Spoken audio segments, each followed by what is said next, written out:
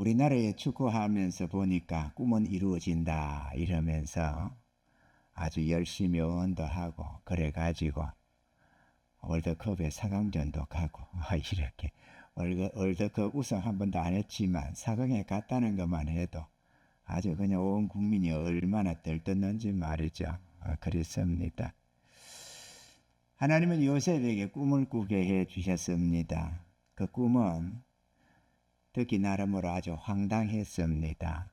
요셉은 베냐민 다음으로 12아들 중에 막내 쪽에 있는 아들이었습니다. 엄마가 일찍 죽어버리고 나니까 그가 의지할 만한 사람이 별로 없었어요. 뭐 다 계모들 아닙니까? 나머지는. 아버지가 극진히 총애를 했다지만 그래도 계모가 3사람이나 되고 또 거기다가 10형제가 형님들이 있었습니다. 이게 보통이 아니었어요. 그런데 아버지가 라헬을 너무 사랑해가지고 라헬이 죽고 나니까 막 그 요셉이 더 눈에 막 그냥 넣어도 안 아플 정도로 그게 뜬 겁니다. 무엇보다 요셉이 우리가 성경에 봐서 알지만 아주 용모가 아름다웠습니다. 그죠? 자식이라도 이게 뭐 물론 고슴도치도 지 새끼 이쁘다 군다지만 그래도 자식이 사랑스럽고 이쁘고 아름다우면 대외적으로도 뿌듯해지잖아요. 보기도 좋고 누가 봐도 야 잘생겼다 그놈 뭔가 한 자리 하겠다 뭐 이런 소리 들으면 부모 마음이 좋지요. 그렇지 않아도 아내가 죽어서 짠한데 아들이 또 상당히 잘난 놈이에요. 아주 총명했다는 겁니다. 그죠? 갑자기 그냥 저기 솔로몬처럼 은사로 임해가지고 총명이 오고 그런 내용은 아니거든요.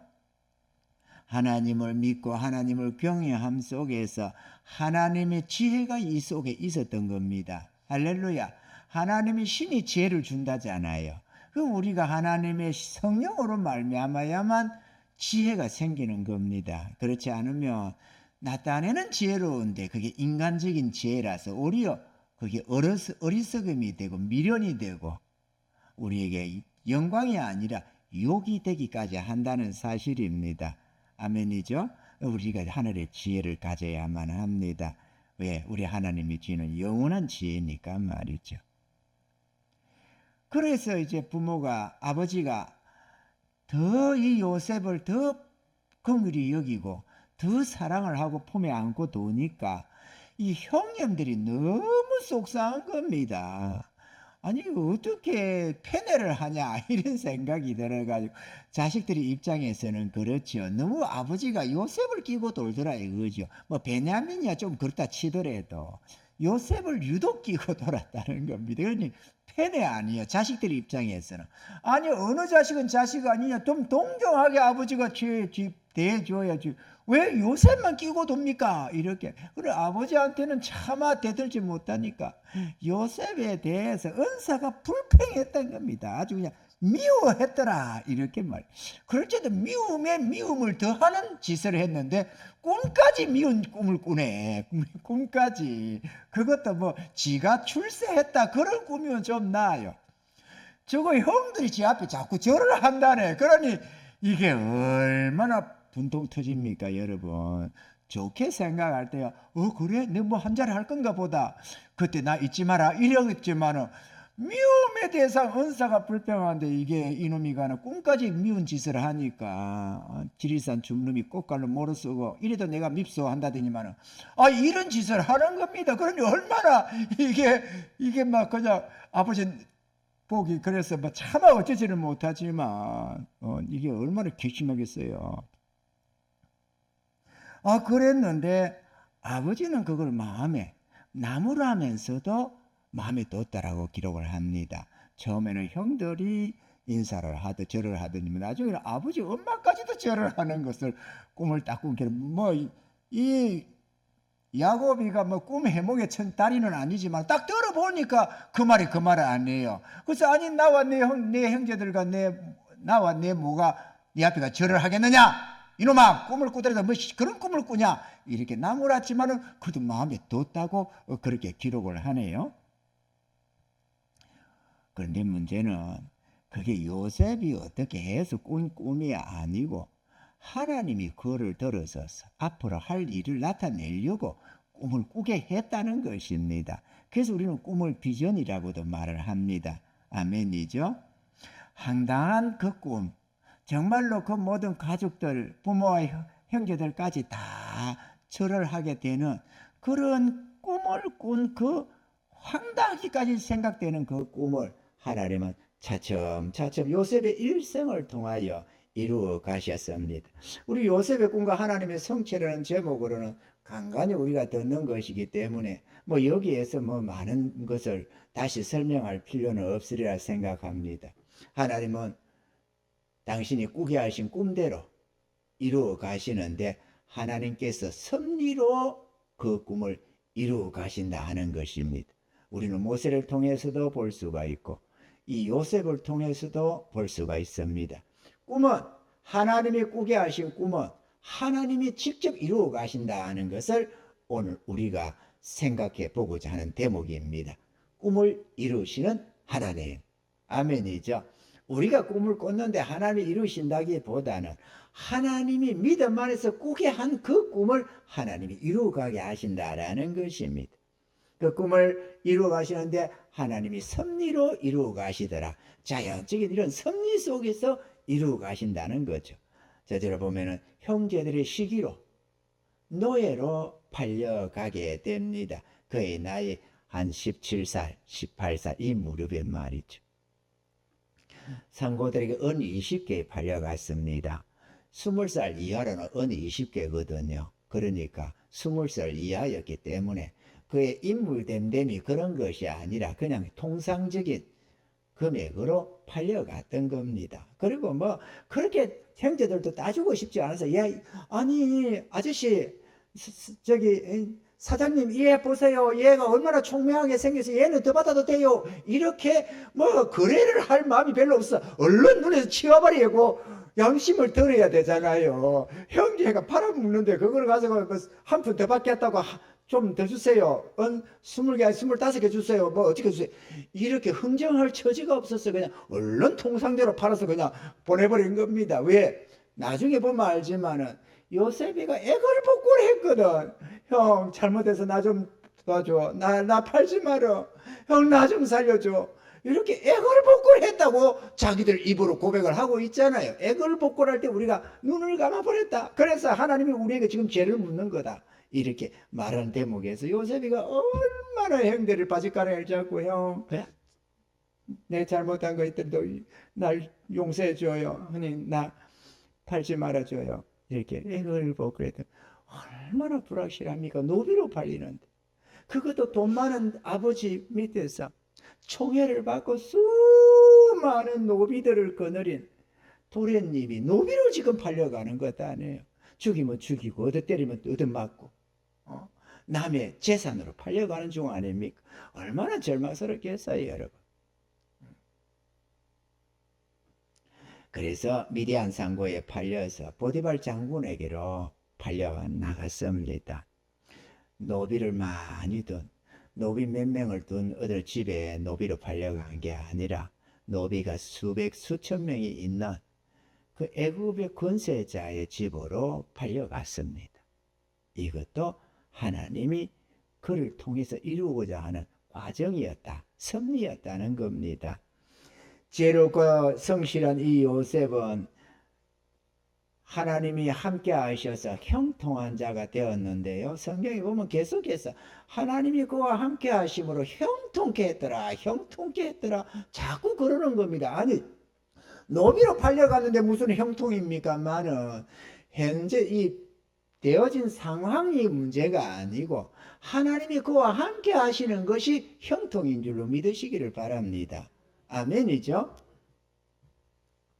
그래서 가정 총무가 되게 되고 이 직무로 농사에 관한 것 또 수백 수천의 이 노비들을 다스리고 부리는 법, 농사를 거두고 저축하고 뭐 이렇게 적치하고 뭐 심고 이라는 모든 이 과정들을 그는 습득을 하게 됩니다.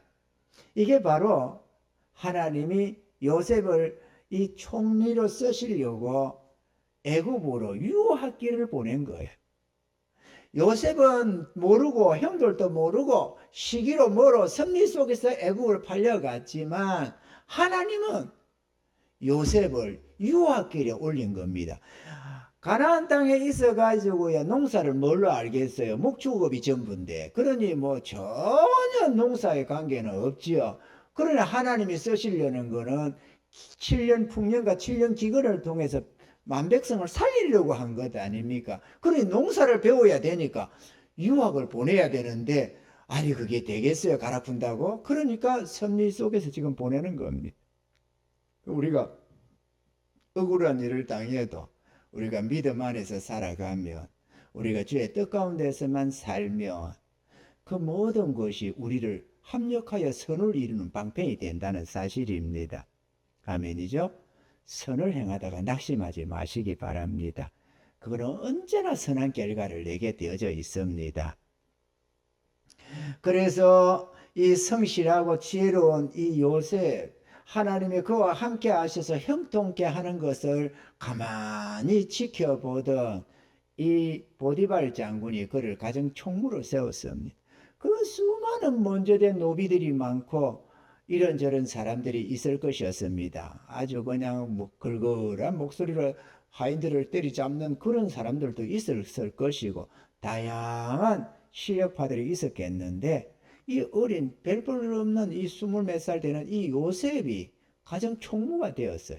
물론 수년이 흘러갔지만 그거는 그것만큼 하나님이 함께 하심을 받고 그의 당차고 지혜롭고 능력이 있는 것을 봤기 때문에 일하면 충분히 할 수 있겠다라고 생각해서 가정 총무를 세웠던 것입니다. 할렐루야.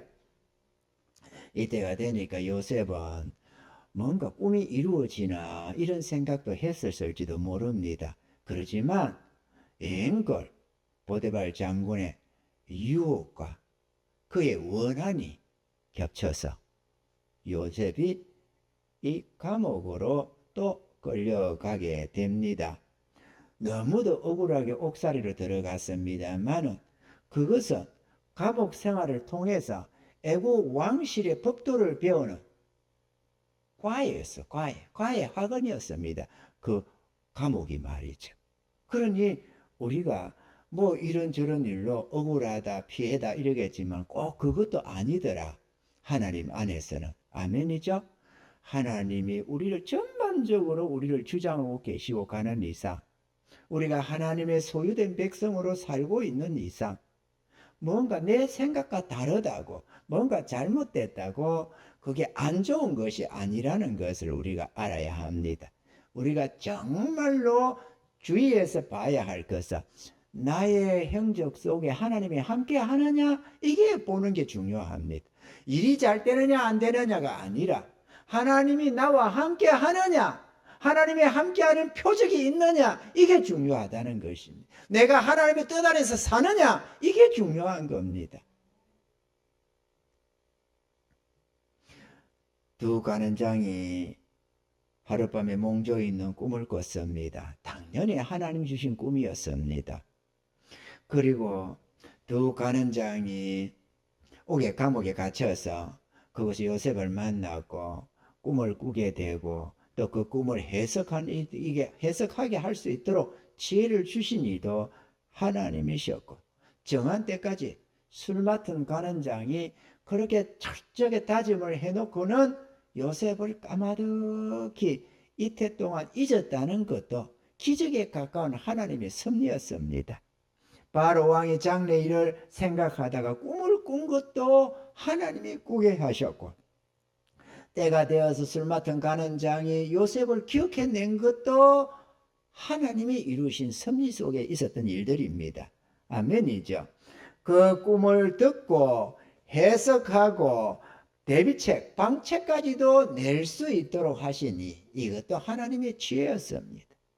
바로와 그 신하들이 그의 직위를, 그의 신분을 생각지 않고 그게 애국 백성이냐, 혈통이 뭐냐, 노비냐, 뭐냐 그거를 따지지 않고 그의 지혜와 총명을 높이 보고 하나님이 함께 하시는 그 은혜를 보면서 세상에 하나님의 신에 감동된 당신 같은 사람이 없다 이러면서 그 새파란 젊은 사람을 총리 대신으로 딱 세우게 하신 이도 하나님이셨던 것입니다. 하나님이 마음을 주고 감동을 주니까 어느 누구도 그게 반박하는 이가 없었어요.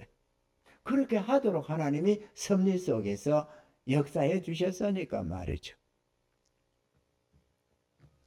총리가 된 요셉의 지혜로 온 세상이 기근에서 살아남을 수가 있었습니다. 할렐루야. 하나님은 우리에게도 꿈을 주셨습니다. 나는 이것을 여러분과 공유해 보고 싶습니다. 우리 교회에서 그 꿈을 나름대로 듣지 않은 사람이 어디에 있겠습니까? 꿈은 듣지만 그러나 그 꿈을 이루어가는 섭리 속에서 이 사람이 낙심하고 저 사람이 절망하고 그렇게 하면서 떠나가는 자들이 있더라는 겁니다. 귀한 꿈을 꿨지만 그것을 끝까지 붙들지 못해서 여러분 그렇잖아요.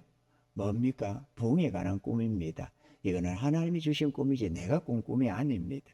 일찍이 하나님이 한국교회 부흥에 대한 꿈을 주시고 또 무엇보다도 네가 하나님의 미랄이 되면 많은 열매를 거두게 하겠다. 아니 네가 하나님의 미랄로 썩어지면 내가 많은 영혼을 구원할 것이다. 이렇게 내게 친히 말씀해 왔습니다. 제가 여러분들의 고백도 하다시피 보름을 고민했다잖아요. 그 음성 앞에서 보름을 고민. 그것도 그러기 전에 먼저 동네 몇 사람 전도 문제, 영혼 구원 문제로 기도를 하고 있으니까 내가 저들을 대신해서 죽을 수 있느냐 이렇게 5일을 물어왔다고. 들으셨죠 여러분? 5일 동안을 물어왔다고. 그래서 내가 참고 견디다가 안 되겠댔어. 하나님 죄가세요. 내 목숨 데려 가져가시고 저들 구원해 주세요. 나 구원만 받을 수 있다면 그날 밤에 지혜가도 영원히 천국 가서 하나님 찬양하겠다고 했습니다. 이미 내가 한 2년 넘게 이렇게 구원 은혜 입고 살았으니까 내 목숨 다 가져가세요. 그리고 저들 살려주세요. 이렇게 했습니다. 그것만큼 내 땅에 내 젊은 내 청춘 내 생명보다도 동네 몇 사람의 영혼을 저는 귀히 봤습니다. 할렐루야. 그런 다음에 1년이 지나네. 그랬는데 그러고 나서 목숨 취해가라고 했는데 안 취해가시더라고. 두 번 다시는 그 음성이 나한테 들려지를 안 했었어요. 연속해서 5일간을 저들 대신 죽을 수 있느냐고 물어오시던 하나님. 그러더니만 딱 1년 전 지난 시점에서 하늘의 미래를 썩어져라. 그러면 수많은 영혼을 구원할 수 있다라고 하셨습니다. 보름간을 고민했습니다. 처자식 때문에. 내가 죽는 게 겁난 게 아니었어요. 처자식이 걱정되고 마음이 걸려서 어린 애기 저 어떡하냐 이제 태어난 애기를. 그런데 1년 전에 저들 위해서 죽을 수 있느냐 그렇게 해서 죽겠다고 날 데려가라고 날 가져가시라고 그렇게 했던 그게 다 생각이 새록새록 납니다. 그래서 하늘의 밀로 나를 던졌습니다. 그러고 나니까 왜 던졌느냐? 내가 죽어야만 주님만을 온전히 따라갈 수 있기 때문에 죽으라고 한 거였거든요. 그래서 죽어서 주님만을 따라올 수가 있었습니다. 주님이 꿈을 주셨어요. 뭔 꿈을? 수많은 영혼을 구원하는 꿈을 주셨다 이거예요. 그것도 한국 교회를 향한 꿈을 주셨습니다. 우리 교회는 우리 교회 부흥 그거를 마음에 두지 않습니다. 그냥 영혼을 구원해야 된다. 그것이 전부입니다. 중국 영혼이든 캄보디아 영혼이든 뭔 영혼이든 그 영혼을 구원해야 된다. 어쨌든 저 죽을 영혼 살려야 된다. 그것이 전부입니다. 단지 내가 이 백옥교회 담임 목사니까 이 교회도 부흥되어서 하나님의 역사를 이루어가는데 일조해야 된다고 귀하게 쓰임받아야 된다고 생각을 하고 있을 뿐입니다. 그렇게 하나님께서 목회길로 가라고 사업을 꿈꾸던 나에게 목회길로 가라고 명하셔서 강권해서 목회길로 갔습니다. 안 가려고 안 가려고 했지만, 가고 싶지 않았지만 가라고 질명하셔서 갔습니다. 그리고 신학교 3학년 무렵에 집에서 어쩔 수 없는 상황에서 가정 목회를 시작하게 됐는데, 그 속에서 이런 진리의 말씀을 다 주셨습니다. 제가 노후에 설교 안 뺏기고 오늘까지 이 진리를 전할 수 있는 것은 주님이 주신 그 진리의 말씀 때문입니다. 그래서 그 말씀을 여러분이 제대로 받아갔다면 여러분은 아름다운 성화, 아름다운 믿음의 소유자가 됐을 것이고, 제대로 받지 못했다면 그건 어쩔 수가 없습니다만 하늘의 비밀을 하나님 우리에게 주셨습니다. 저는 그 말씀을 하나하나 마음에 새겨왔습니다. 정말로 말씀을 흘려듣지 않고 한 말씀 한 말씀을 철필로 새기듯이 내 마음에 새겼고 하나하나 순종해 갔습니다. 저는 이 성경을 읽는 데 있어서 걸림이 없습니다. 성경의 대다수를 성취했습니다. 이것은 내 안에 다 내가 이미 준행한, 내가 순복해서 이미 정복되어진 땅들입니다.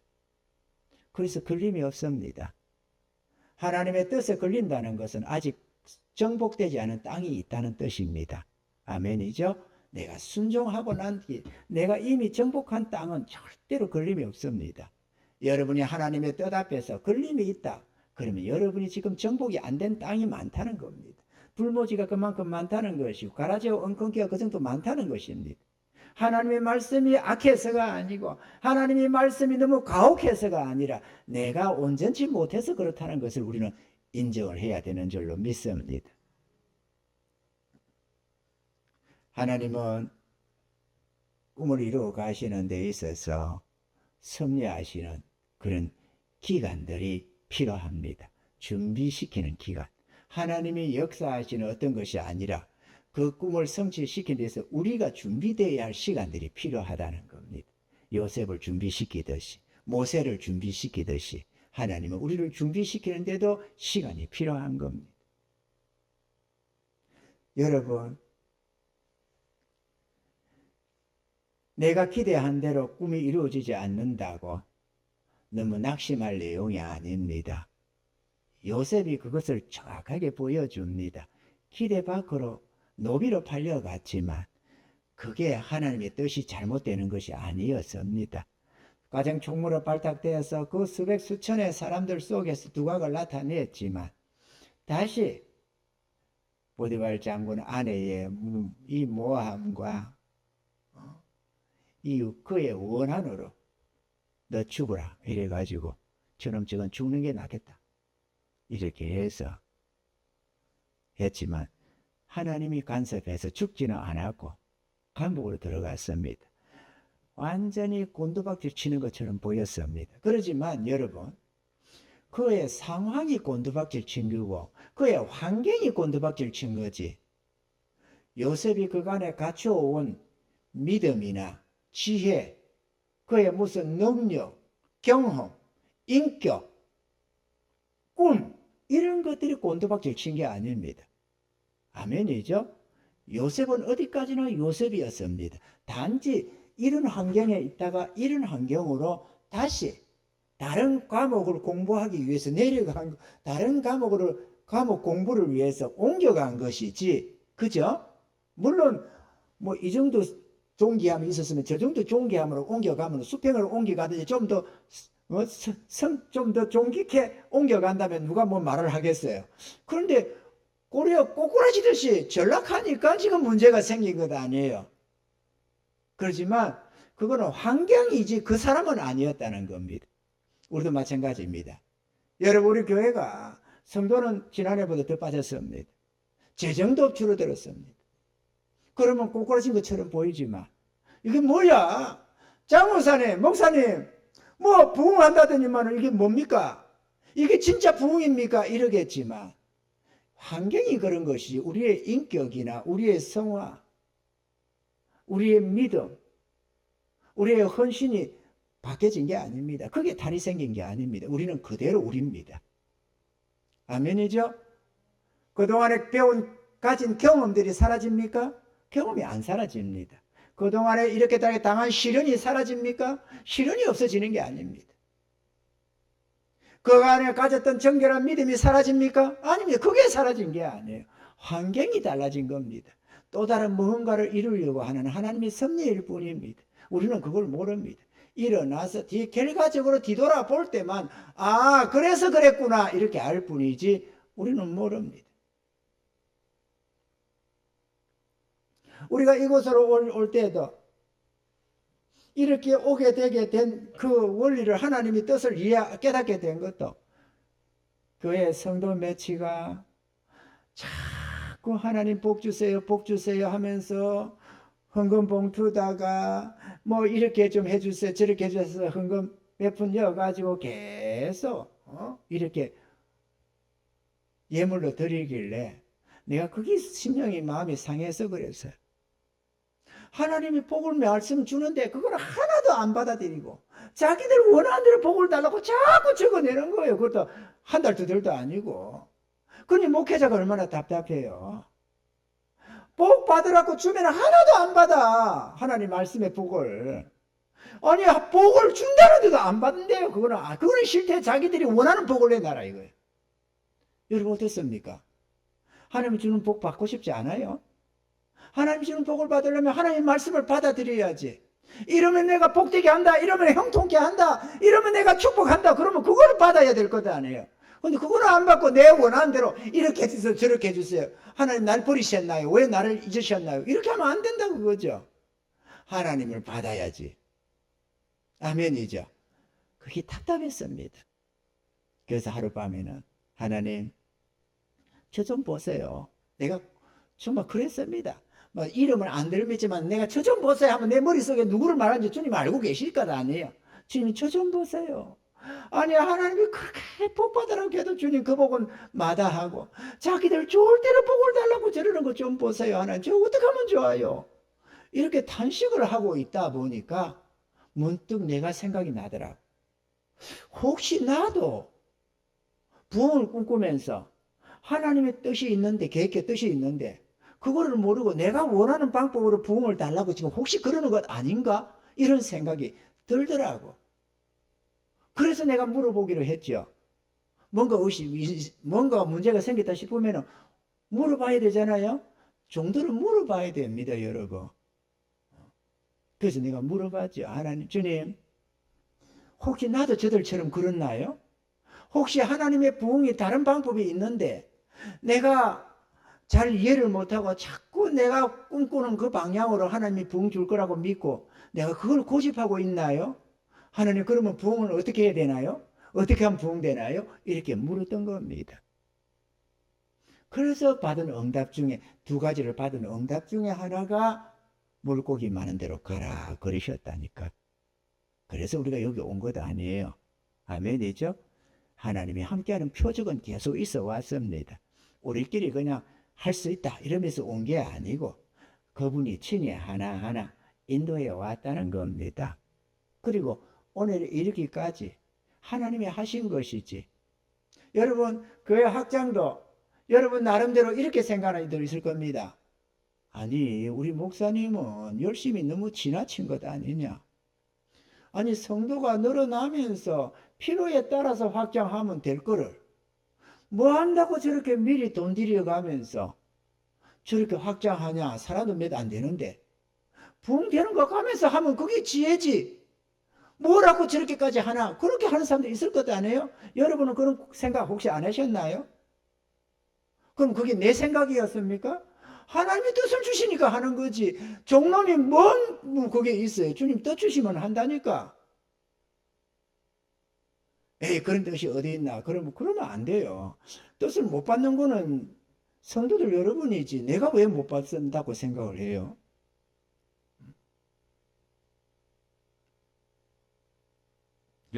작은 돈 몇 푼 쓰는 것도 주의 뜻을 헤아리면서 가는데 이 큰 금액을 억대가 넘는 돈을 쓰면서 주님 뜻도 없이 했을 거라고 생각합니까? 또 주님 뜻도 없는데 그 억대를 하나님 붙여주나요? 우리에게 언제 그렇게 과하게 쓸데없도록 넘치도록 물질 붙여준 적이 어디 있습니까? 한 번도 없어요. 필요한 것만 주셨지. 그죠? 우리가 저 큰 금액을 그 건물을 얻을 때도 그 큰 금액을 5억 한 5천 이상을 우리가 만들었습니다.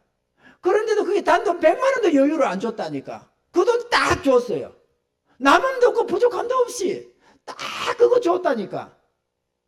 그 큰 금액을 하다 보면 차이가 생겨야 될 것 아니에요. 뭐 몇백이 남았다든지 몇천이 모자란다든지 그런 게 생겨야 되는 게 정상 아닙니까? 그런데 그렇지가 않아요. 남은도 부족함도 없이 일용할 양식은 딱딱 주셨습니다. 그럼 우리가 지금까지 뭐 막힘없이 왔잖아요. 장선아 권사님 맞죠? 여기 재정에 있으니까 누구도 잘 알지 내용을. 우리가 억지로 어떻게 해가지고 안 되는 걸 억지로 어떻게 해서 만들어진 게 아니에요. 하나님이 그때 떠주시고 하나님이 역사하시고 그렇게 해서 지금까지 온 겁니다. 우리 안에 하나님이 함께하는 표적이 있다니까. 이걸 성경적인 용어로는 형통이라고 말을 한다 그거죠. 감옥에 갔는데도 형통했대요.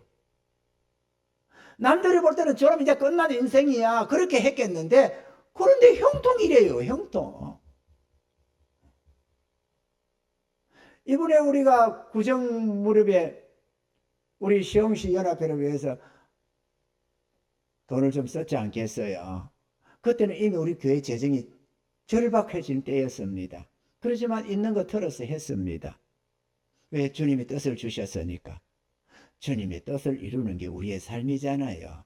그러니 뭐 우선순위지. 그 다음 주님 손에 맡기는 거 내일 염려하는 것이지. 지금 할 수 있으면 주님이 하라면 하는 게 순종적인 삶이거든요. 그리고 거기에 형통함이 있습니다.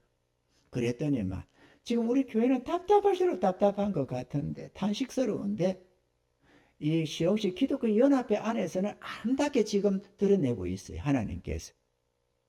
그것도 필요한가 봐요. 부흥을 이루어가는 데 있어서 우리 교회 부흥을 꿈꾸는 게 아니니까 이 시흥시 기독교회의 부흥을 꿈꾸는데 부흥을 이루어가는데 밑바탕이 필요한가 봐요. 그리고 이루어가나 봅니다.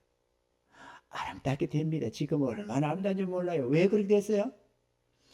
이거 확장하고 우리는 확장 감사 예배를 안 하려고 꿈도 안 꾸고 있는데 우리 김정태 목사님 사모님이 오셨다가 확장 감사 예배 안 하느냐고 그렇게 하는 바람에 우리는 생각 안 하는데요. 아니 이렇게 하는데 왜 감사 예배를 안 드려요? 이러더라고. 그것도 내가 친히 들은 게 아니고 사모한테 해가지고 사모가 나한테 그 오해옥 사모님이 그렇게 말씀합니다. 그러더라고. 그럼 내가 무시할 생각을 했지. 잠깐은. 뭐 이거 뭘 교회 부흥도 없는데 뭐 이렇게 마음을 접으려고 했는데 마음속에서 아니지. 주님이 원한다면 해야지. 내가 뭐라고 내가 하지 마라. 결정권이 나게 있는 건 아니잖아요. 하나님이 교회니까. 그죠? 주님이 결정해야지. 그래서 물었습니다. 내가 이 얘기도 다 했죠? 우리끼리 앉아서 할 말이 별로 없으니 그런 말씀을 다 했지 뭐. 제가 물어봤어요. 주님, 저 사모가 확장 감사 예배를 안 하느냐고 하는데 주님이 해요 말아요? 물었습니다. 할까요 말까요? 해라 그러더라고. 그럼 하나님 어떻게 해요?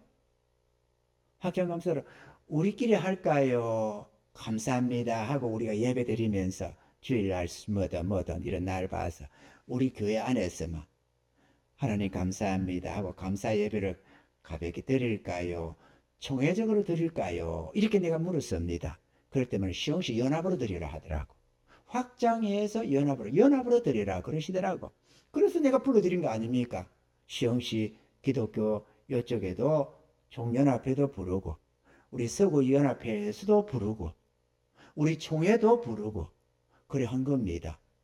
그리고 나아가는 과정 속에서 이미 하나하나 알려지기 시작하고 올 초에 그 어려운 교회를 도우라고 해서 예물 좀 드리고 그 작은 돈이었지만 나는 몇천 드리고 싶었는데 코끼리 비스켓이지 500만 원 그거 뭐라고. 어려운 교회가 한두 개도 아닌데 그러지만 그것이 최선이었어요. 그래서 그 돈 드렸더니만 그게 빛을 발하기 시작하더라고. 너무 떡밥이었나 봐요. 그 안에 바탕을 까는 겁니다. 섭리의 하나님께서 하나하나 이루어가는 게 왠지 느껴집니다. 우리는 이 모습이지만 하나님은 하나님대로 하시는 게 있더라는 겁니다.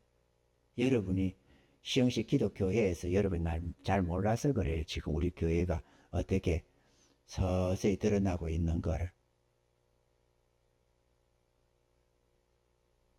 주님께서 성령을 부으시고 권능으로 함께 하시고 부흥을 명하시면 그때는 날개에 돋친 듯이 이 바탕 위에서 씨앗이 뿌려질 거라고 나는 믿습니다. 문이 열려져 있어야지, 밭이 일구져 있어야 씨를 뿌리는 거지, 씨만 있다고 갑자기 되는 건 아니잖아요. 그리고 바탕을 이루어가는 하나님의 섭리를 저는 보고 있습니다. 나는 이걸 형통이라고 생각을 합니다.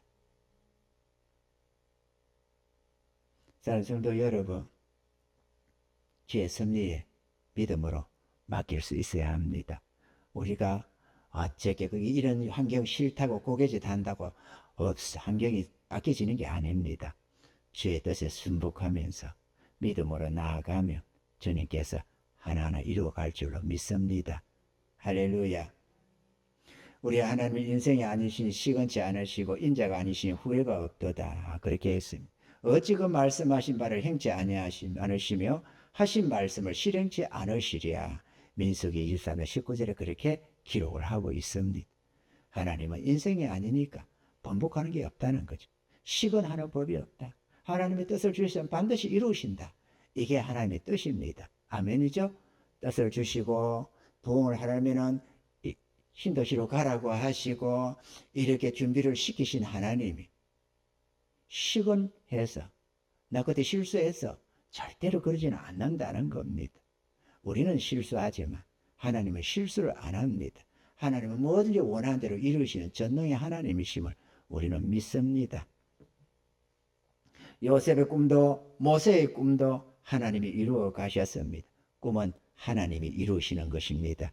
그러므로 우리에게 주신 꿈도 하나님이 이루어 주실 줄로 믿습니다. 지금은 감옥에 들어간 것처럼 뭔가 되어가다가 오히려 역행되어 가지고 별스럽게 공경을 처하고 있습니다만은, 그러나 이것도 하나님의 섭리 속에 있다는 걸 나는 믿습니다. 죄종이 하나님을 못 믿으면 누구를 믿어요?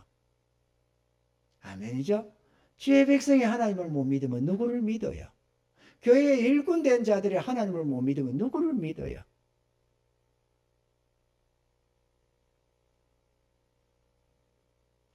야곱을 해야 할 사술이 없고 이스라엘을 해야 할 복술이 없다고도 하셨습니다. 아무리 사단이가 시험을 하고 성도들을 이리 내치고 저리 쫓아내고 난리를 지고 시험에 빠뜨리기로서니 그렇다고 해서 우리가 저주를 받겠습니까?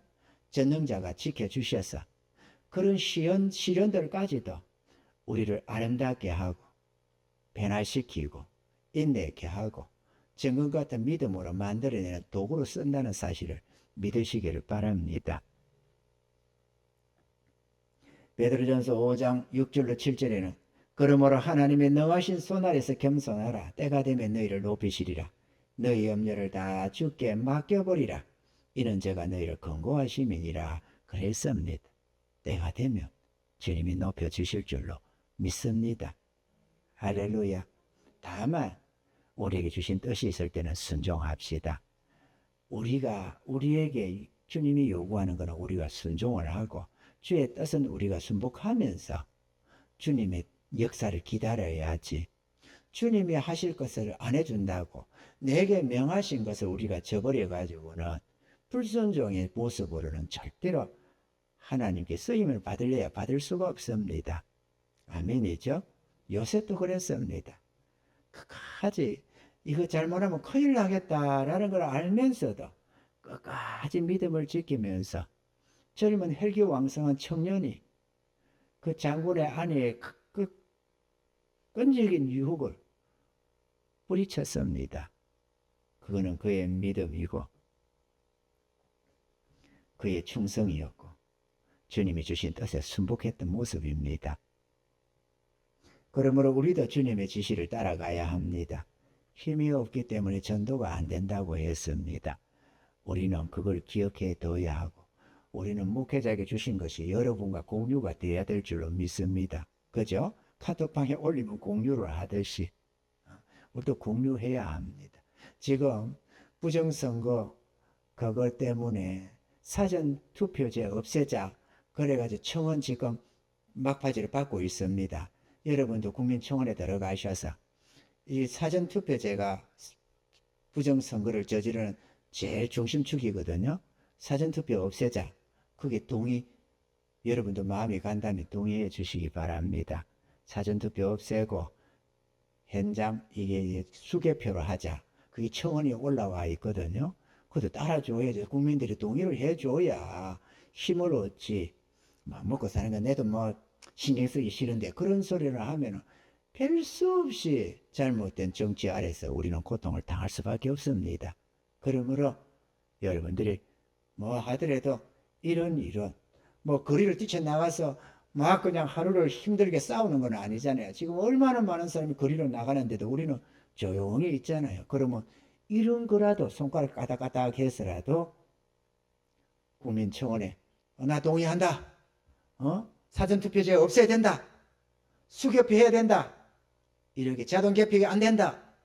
그거는 부정투표에 쓰이는 거니까 안 된다. 이렇게 우리가 동의해 주는 것도 그것도 애국하는 길이라고 저는 생각을 합니다.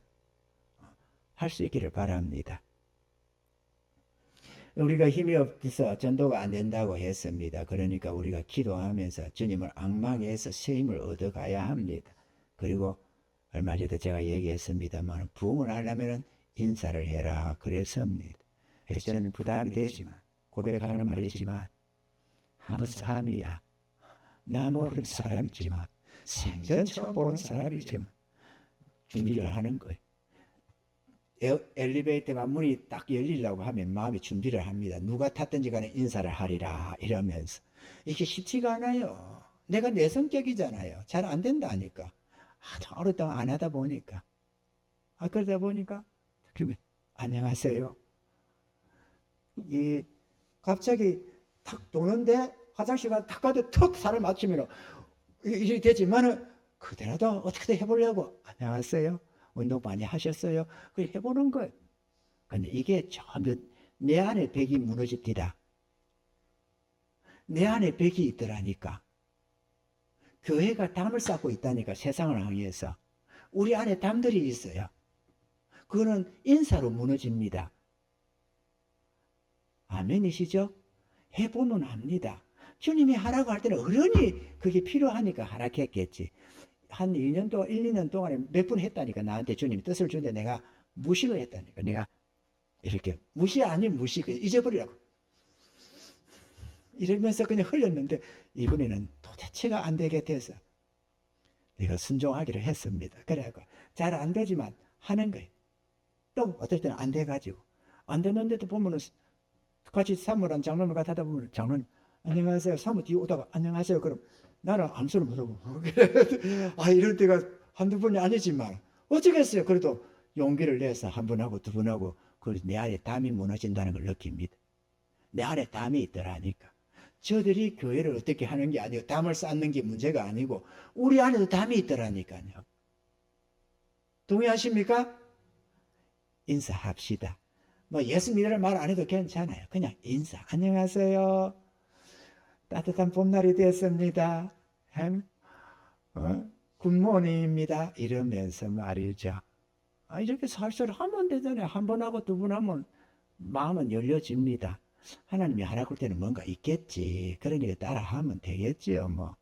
우리가 대단합니까? 시키는 대로만 하면 되지.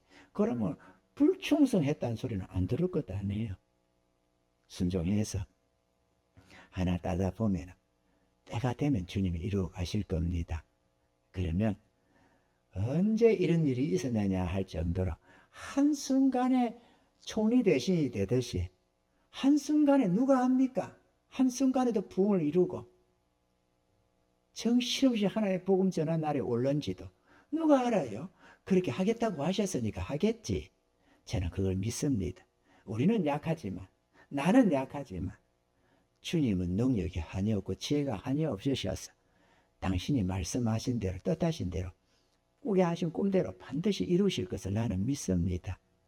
그러므로 환경에 너무 낙심하지 말고 바람과 파도 앞에 너무 절망하지 말고 변함없으신 주님 바라보면서 오늘도 봐라. 요셉도 이랬다. 낙심하지 마라. 내가 이룬다. 이렇게 하시는 이 하나님의 음성을 들을 수 있기를 바랍니다. 아멘이죠? 장무사 설교가 문제가 아니고 그 속에서 하나님이 약속하시는 내가 이룬다. 너희가 이루는 게 아니라 내가 이룬다. 이렇게 꿈을 이루시는 나의 하나님 여호와 하나님이다. 이 음성을 들을 수 있었으면 좋겠습니다. 그래서 낙심하지 말고 낙심하면 지잖아요. 끝까지 인내하면서 이때를 잘 크게 견뎌나가면 개선장군처럼 우리가 또 높임받고 아름답게 되는 날이 있을 줄로 믿습니다. 그러므로 하나님이 능하신 손안에서 겸손하라. 때가 되면 너희를 높이시리라. 너희 염려를 다 주께 맡겨버리라. 이는 제가 너희를 근고하심이니라.